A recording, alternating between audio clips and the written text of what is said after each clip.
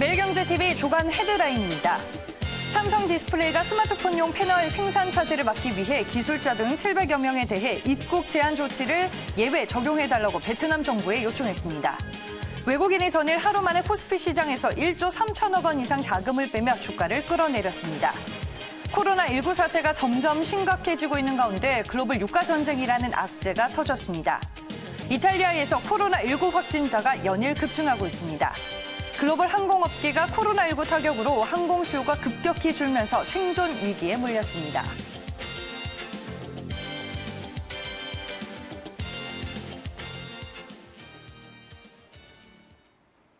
네, 오늘자 매일경제신문을 통해서 주요 경제 뉴스와 이슈들을 정리해보는 시간입니다. 오늘은 이종근 시사평론가와 함께하겠습니다. 안녕하세요. 안녕하십니까. 네, 첫 번째 기사부터 바로 확인을 해보겠습니다. 오늘자 매일경제신문 이면으로 가보겠습니다.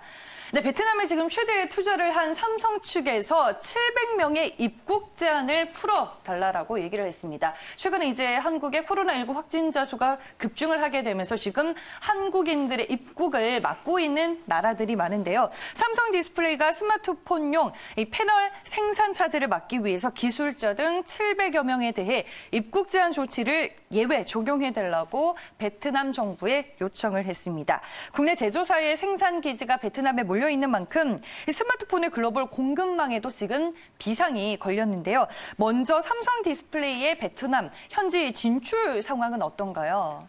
네, 삼성전자는 2014년부터 방린성에서 패널 모듈을 생산하고 있습니다. 그러니까 삼성 디스플레이죠, 정확하게는.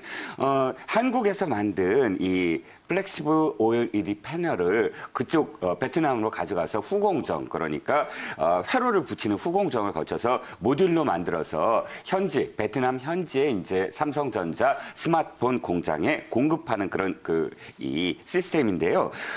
스마트폰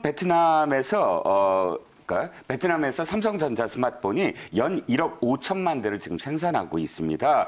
삼성 현지 법인의 수출액이 자그마치 베트남 전체 수출액의 20%를 차지하고 있거든요. 그렇기 때문에 베트남 방린 정부 또 베트남 정부가 지금 조치한 한국인 입국 규제, 사실은 스스로도 굉장히 지금 큰 손해를 입고 있다라고 할 수가 있겠습니다. 네, 그렇다면 현재 한국 정부와 삼성이 제시하고 있는 해결책은 뭔가요? 네, 지금 삼성전자는 발을 동동 구르고 있는데요. 네. 이유는 이겁니다. 곧 차세대 제품 생산을 해야 되는데 지금 못 들어간 설계 담당자, 협력사, 관계자 등 못 들어가는 만큼 설비 개조에 이제 차질이 우려되거든요. 일단 기술자 700명, 그보다 더 숫자가 많지만 일단 700여 명을 예외 조치를 요구한 것이고요.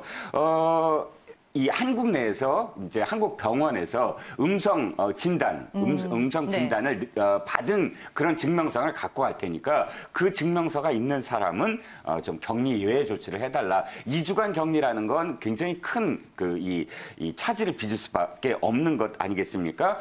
주 베트남 한국 대사관은 좀 베트남 정부가 최선의 호혜 조치를 해주기를 지금 기대하고 있는데 베트남 정부로서도 고민이 많을 겁니다. 어쨌든 예외 조치가 있기를 바라는 마음입니다. 네, 알겠습니다. 첫 번째 기사 저희가 만나봤습니다. 다음 기사로 넘어가 볼게요. 오늘자 매일경제신문 3면으로 가보겠습니다.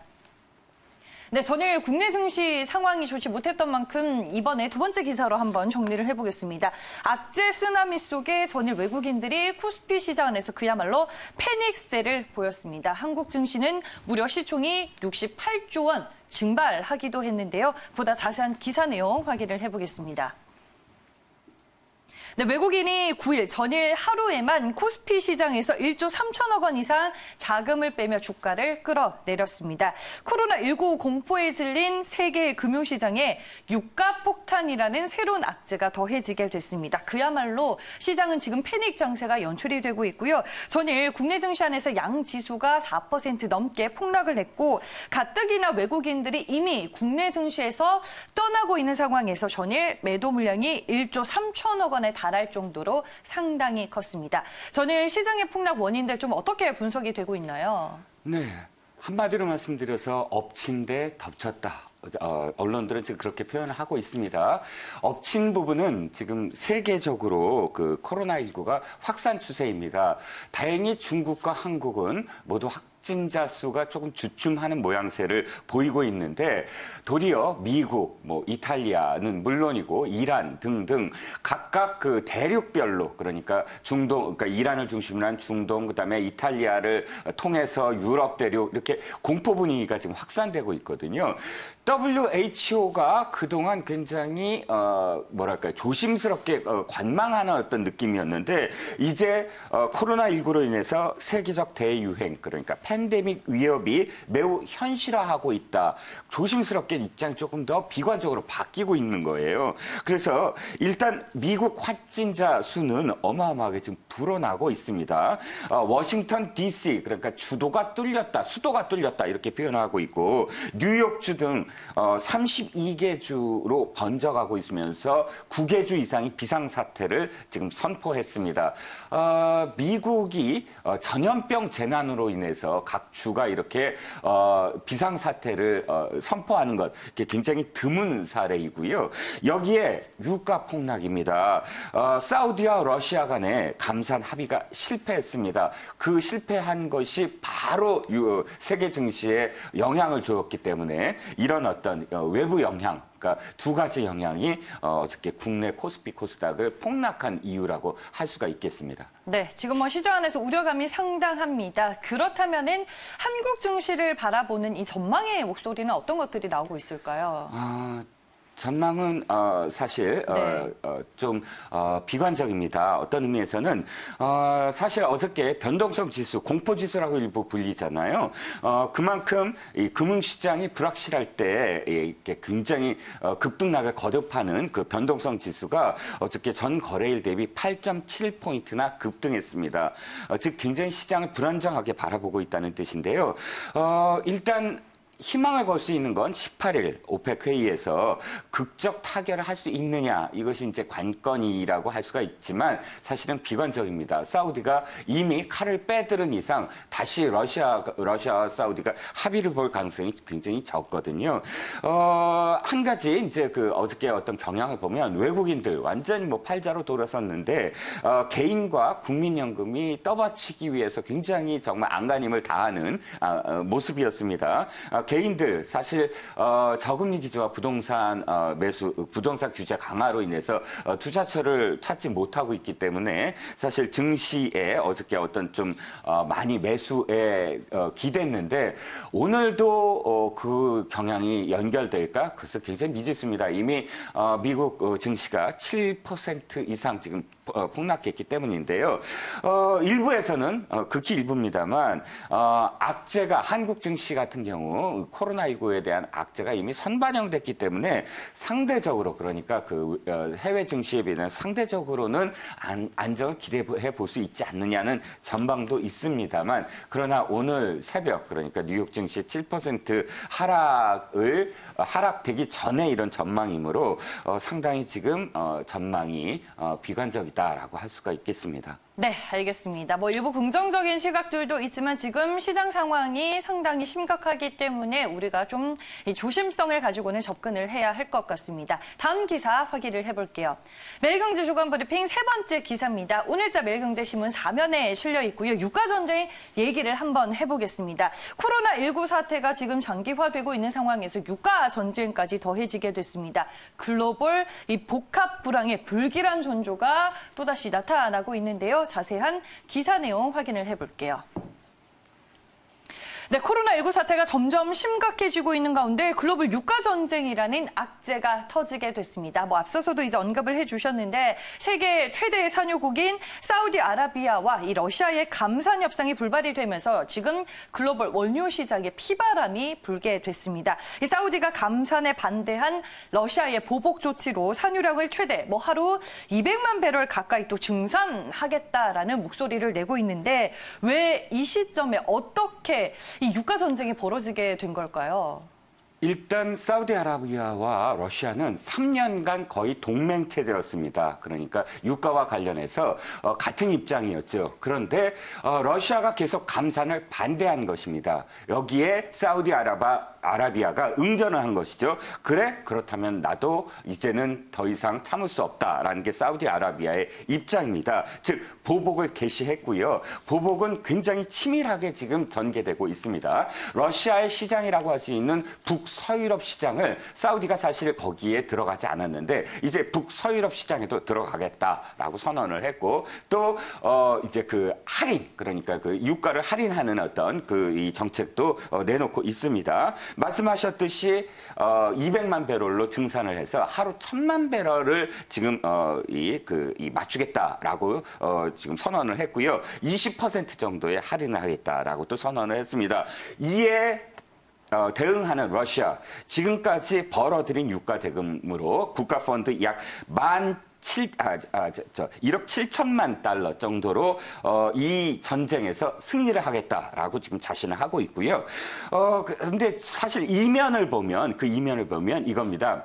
이 러시아와 사우디아라비아가 왜 동맹을 했냐면 미국의 셰일가스 때문입니다. 그러니까 이 둘이 싸우면 사실 늘 셰일가스는 거기에 이제 그 이득을 취해왔거든요. 그러니까 미국을 견제하기 위해서라도 지금은 둘이 싸우겠다라는 겁니다. 즉 눈에 가신 미국의 셰일가스를 이제는 좌시할 수 없다. 사우디아라비아가 사실은 오바마 때 굉장히 셰일가스와 관련돼서 적대적이었는데 트럼프가 돼서는 조금 더 이제 거리를 좀 뒀거든요. 그런데 러시아와의 전쟁하면서 사실 셰일가스도 하나의 어떤 좀 죽여버리겠다, 견제하겠다라는 그런 속셈도 이 유가 파동을 지금 부추기고 있는 게 아닌가라는 분석도 있습니다. 네, 알겠습니다. 지금 이 유가 전쟁의 시작을 좀 어떤 시각으로 바라봐야 할지 먼저 정리를 해주셨고요.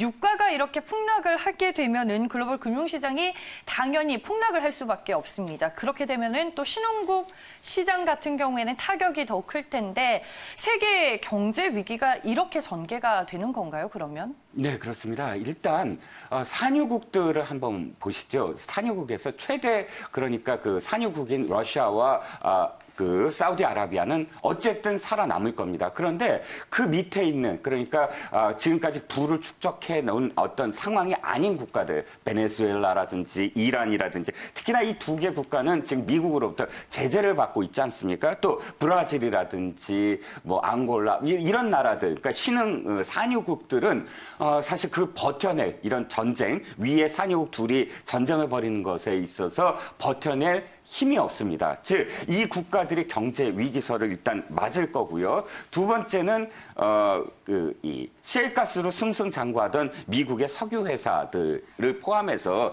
이 각국의 석유 기업들이 도산을 하게 됩니다. 그렇다면 이 석유 기업들이 도산을 하게 되면 석유 기업의 채권자들인 금융 회사들이 연이어서 사실 흔들릴 수밖에 없거든요. 그러면 사실은 도미노 현상으로 인해서 세계 경제가 완전히 불안정하게 된다는 것이죠. 여기 한 가지 더 코로나19로 인해서 사실은 세계 각국의 경제가 흔들리고 있으므로 세계 각국이 사실 공조에 나서야 됩니다. 그런데 여기에 유가 전쟁이 벌어지면서 이 공조 자체가 흔들리게 되면 즉 국제 공조가 흔들리게 되면 코로나19의 그런 여파조차도 사실은 우리가 다스릴 수 없다. 세계적으로 공조를 할 수 없다. 이런 연쇄적인 어떤 그 영향을 받거든요.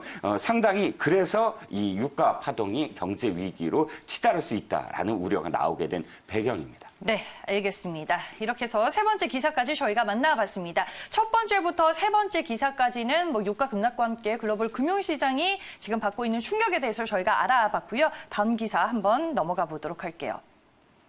네, 이번에는 코로나19 얘기를 해보겠습니다. 지금 중국의 1대1로가 바이러스 로드가 됐습니다. 이탈리아로 번져서 지금 유럽 내에서는 코로나19 확진자가 그야말로 폭증을 하고 있습니다. 자세한 기사 내용 체크를 해볼게요. 네, 이탈리아에서 코로나19 확진자가 급증을 해서 현지 시간 8일 기준으로 중국에 이어 세계 두 번째 확진자 그리고 사망자를 낸 국가가 될 정도로 상황이 악화가 됐습니다. 일단 뭐 확진자 같은 경우에는 한국과 이탈리아 대동소이하고요. 지금 이탈리아 사망자 수가 366명으로 중국에 이어 두 번째로 코로나19 사망자가 많은 국가가 됐습니다. 먼저 이제 이탈리아와 중국과 좀 연관이 있는 것 같은데 두 나라는 언제부터 이제 밀월 관계였던 건가요? 네, 중국 한국, 일본 코로나19 사태로 동북아 3국 이외에 가장 많이 번진 국가 두 국가를 따지면 이탈리아와 이란 아니겠습니까? 근데 이탈리아와 이란의 공통점은 바로 중국이 굉장히 공을 들여서 이 가까워진 나라라는 겁니다. 이탈리아와 이란 동시에 마찬가지인데요. 이탈리아는 1980년대부터 교류가 활발해졌습니다. 현재까지도 총리가 누가 바뀌어도 중국과의 어떤 노선을 변경한 적이 없어요. 굉장히 가까워졌고 그 이유는 여러 가지겠지만 그 지중해 국가들, 그러니까 그리스와 이탈리아 사실은 경제적으로는 EU 국가 중에서 굉장히 불안정합니다. 그래서 언제나 좀 EU의 그런 어떤 그 매일 중심이 되는 어떤 국가들로부터 좀 눈총을 받아온 국가라고 할 수가 있는데요. 이러다 보니까 이탈리아 뭔가 활로를 찾아야 되는데 그 활로를 중국과의 동맹에서 찾은 겁니다. 그래서 지금 많이 이렇게 이 번져나간 롬바르디아 지역에만 하더라도 중국 이주민들이 어마어마한데 전체적으로는 중국 이주민이 벌써 32만 명이나 되고 있다는 겁니다.